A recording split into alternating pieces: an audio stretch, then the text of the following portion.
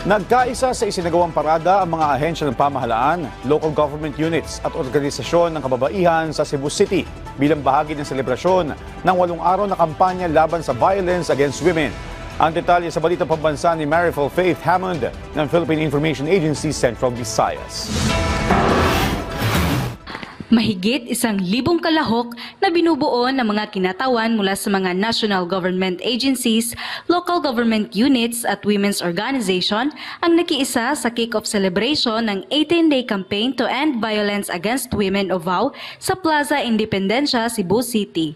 Ang 18-day campaign to end VOW ay sumusuporta sa layunin ng pamahalaan na protektahan ang mga karapatang pantao ng kababaihan at mga batang babae.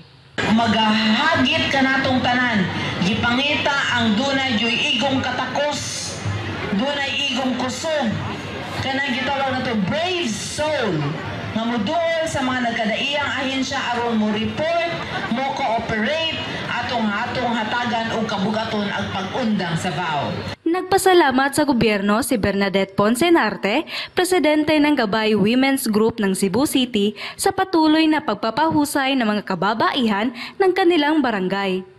So, sa among barangay, sa Barangay Buisan, empowered yun ang mga women dito. Kaya among magkatinon o mga capability building seminar. Daghang kayong salamat ma'am sa national government. Ang kampanyang ito ay nagsisimula sa November 25 at magtatapos sa December 12 na may temang VOW Bigyang Wakas, Ngayon na ang Oras. Mula sa Philippine Information Agency Central Visayas, Marifel Faith Hammond, Balitang Pambansa.